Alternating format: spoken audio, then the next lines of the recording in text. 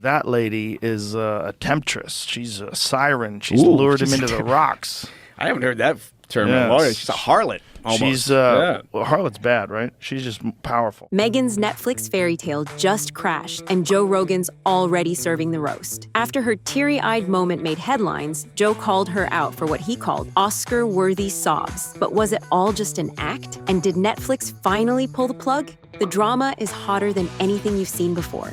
Let's start with the headline that had the gossip blogs howling. Meghan Markle's Netflix show was canceled, and honestly, for once, the internet might be onto something. The show premiered on March 4th, 2025, and it didn't exactly light up the charts. Critics called it queasy and exhausting, kind of like watching someone try to rebrand themselves as a relatable mom, while still giving off the vibe that they travel with their own lighting team. Jimmy Fallon even jumped in and asked why Meghan was hand-making pretzel bags, and that's when the internet lost it. One viewer joked that watching her rebag pretzels was like watching the People's Martha Stewart if Martha had an identity crisis and a full production crew. They don't know why. That's interesting. She takes it from one bag and puts it in another bag. It's another bag. It confuses people. Now, technically, Netflix says the show pulled in 12.6 million viewing hours in its first week. But here's the tea. Those numbers are mid at best, especially for someone who claims to be one of the most talked about women in the world. Sure, season 2 is reportedly already filmed, but let's not forget, filming doesn't mean airing. Rumors are already circling that Netflix might just let it fade quietly. No press release, no cancellation announcement, just a slow ghosting. Meghan's PR machine has been scrambling to insist that With Love, Meghan is alive and well, but there's a very obvious smell in the air, and it's not fresh focaccia. Netflix says it greenlit season 2 the same week season 1 dropped, and that's cute. But when a show gets that kind of rush order and still doesn't trend anywhere past a random aunt's Facebook feed, that's not a success story.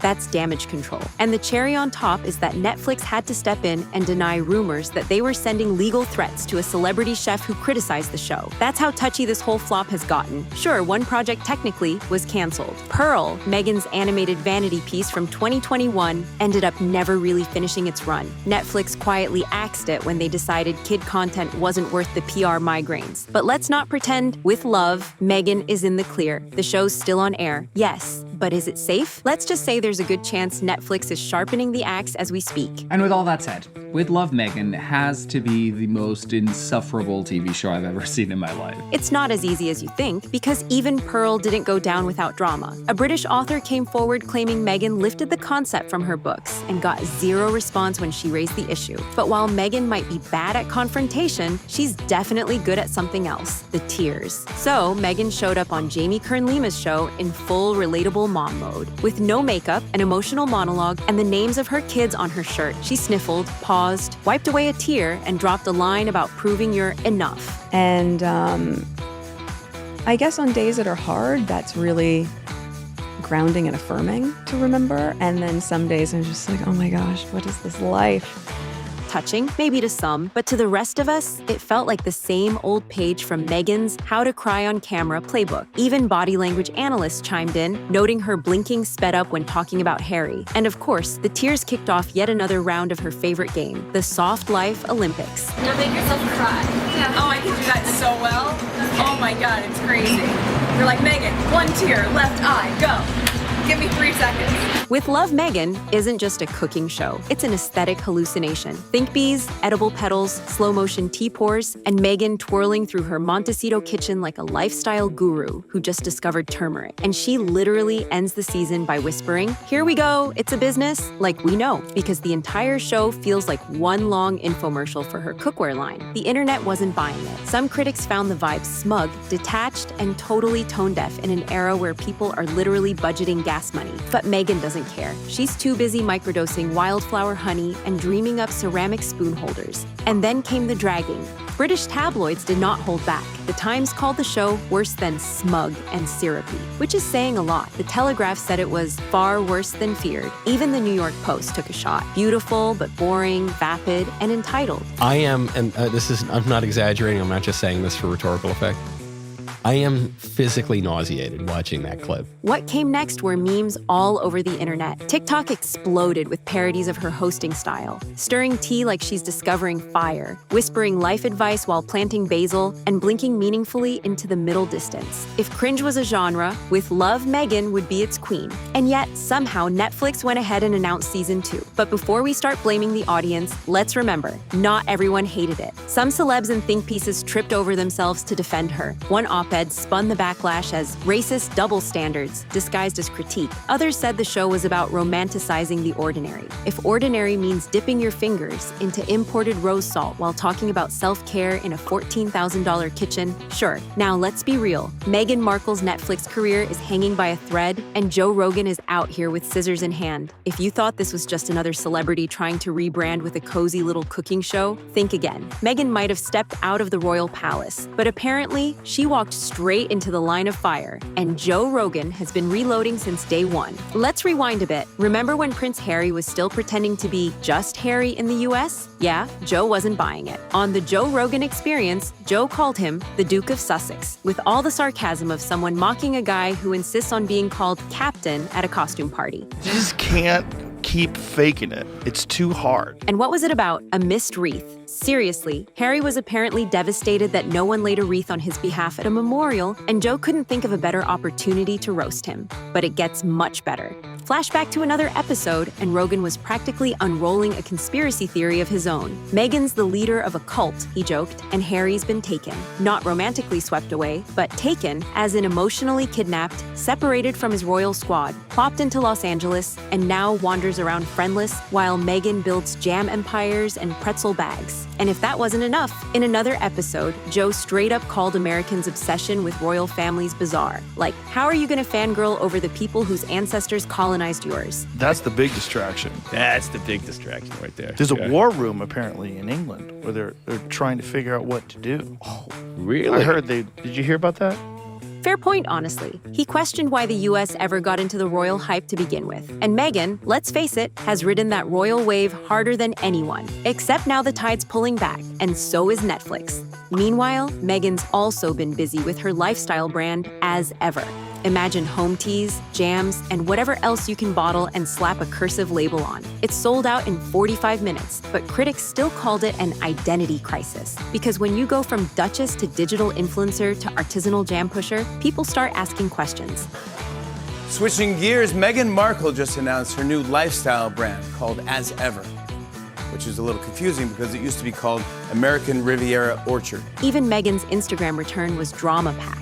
On January 1st, 2025, she posted a video of herself writing 2025 in the sand. Cute, right? Except fans noticed she filmed it like 20 times to get it authentically spontaneous. The comments were disabled because apparently public feedback is just too vicious. Then came the disaster moment. Meghan gifting wildfire survivors a Billie Eilish shirt. Not supplies or shelter, but a shirt with a pop star on it. Social media did not hold back.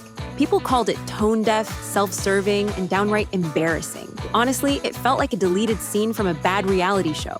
And if you thought this circus stayed in California, think again, because the royal rift is still giving front-row drama. According to insiders, Prince William apparently regrets not cutting ties with Meghan and Harry back in 2020. He's now in full ghost mode, ignoring them, refusing to respond publicly, and probably double muting the family WhatsApp. As for King Charles, he's reportedly still upset, mostly because Harry aired out royal laundry in a BBC interview. Harry accused palace officials of putting his family in danger and asked Charles to step aside.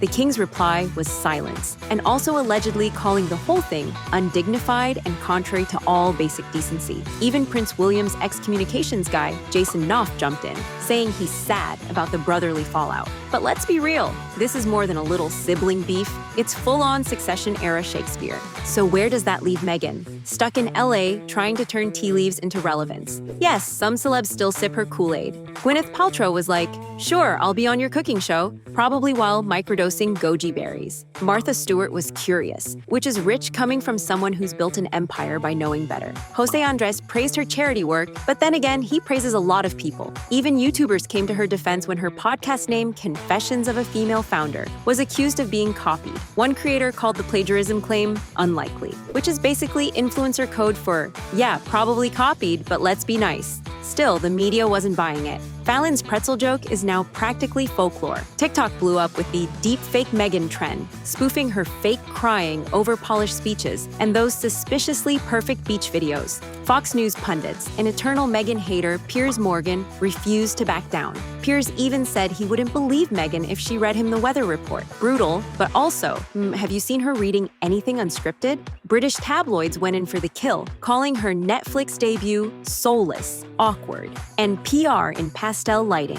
One panel even compared her show to a hostage video with better lighting. But here's the thing, this show isn't even the biggest of her controversies. When Meghan Markle started talking in that Oprah interview back in 2021, she launched a full-on royal nuke, sitting in that perfectly manicured California garden, wearing that dramatic black and white dress like she was in the finale of a soap opera. Meghan casually lobbed the claim that someone in the royal fam allegedly had concerns over how dark baby Archie's skin might be. Now, Meghan was quick to frame herself as a person of color, emphasizing that Archie would be the first mixed-race baby born into the monarchy. So, hearing whispers about his potential skin tone were absolutely shocking for her. Oprah, visibly gobsmacked, leaned in with the now infamous, "What?" But when Meghan refused to name names, that's when things got murky. Harry later jumped in to clarify it wasn't grandma or grandpa, so Queen Elizabeth and Prince Philip were off the hook, but he conveniently left the rest of the royal cast of suspects open for speculation. Buckingham Palace scrambled to respond with a classic non-answer. They were saddened, took the allegations very seriously, and planned to address the whole racism thing privately, which is the royal code for sweep it under the rug and hope you all forget. But the thing is that Meghan's claims were never confirmed, never backed up by receipts, and never addressed with any actual accountability. And still, not one royal has publicly called her bluff. But let's not ignore the most awkward little footnote in all this. In 2023, a Vanity Fair report claimed Meghan told King Charles in private who made the remarks. So, if that's true, she knows exactly who said it, but chose to drop the grenade without naming the culprit. Oh, and just when you thought she was done dropping bombs, Meghan casually revealed in that same Oprah interview that she felt suicidal while still part of the firm. She said she didn't want to be alive anymore, and that a senior staff member offered help, but only if she left the family. That sounds less like a mental health resource and more like a shady exit deal. Cue the media circus. British tabloids practically set themselves on fire trying to discredit her. Some called her claims manipulative, while others said she exaggerated for sympathy points. Harry tried to clap back, accusing the press of bullying and dramatically warning that history is repeating itself in reference to Princess Diana, but critics weren't having it. They pointed out that while Meghan's story stirred headlines and hashtags, it was built entirely on her own word, with zero names and zero proof. Now, if you thought that whole race scandal would have scared Meghan off from controversial hot takes, buckle up, because Meghan decided to jump into the US political pool in the middle of a lightning storm. In September 2020, Meghan and Harry made a Time 100 video urging Americans to vote. Sounds innocent, right? You're playing a critical role for our future and that of our children. Seeing our world through the lens of community is so important, because we need to redraw the lines of how we engage with each other, both online and off.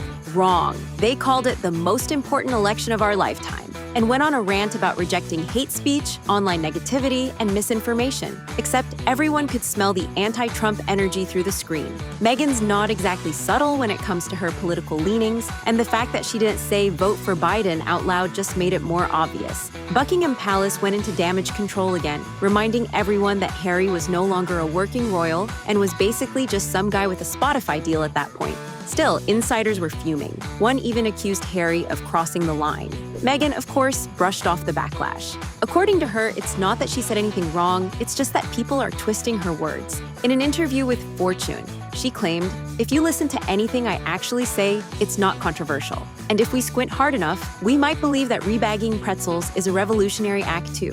But the mess didn't stop there. Fast forward to October 2023, when the Israel-Hamas war exploded across headlines. Meghan and Harry's Archwell Foundation released a statement that read like it was crafted by a lawyer, a PR team, and maybe a magic 8-ball. They condemned all acts of terrorism and brutality, avoided taking a side, and pledged support for all innocent victims. Some people praised it for being balanced, while others called it weak, vague, and spineless. And then things really spiraled when it came out that Archwell had been funding a Muslim charity whose founder had previously referred to Israel as an apartheid state and used the phrase "from the river to the sea." This led to instant outrage. Once the quote surfaced, Harry and Meghan reportedly freaked out, pulled the plug on funding, and acted shocked. But here's the thing. They were only appalled after the public found out. So either they had no idea who they were giving money to, which is sloppy, or they did, and just didn't expect to get caught.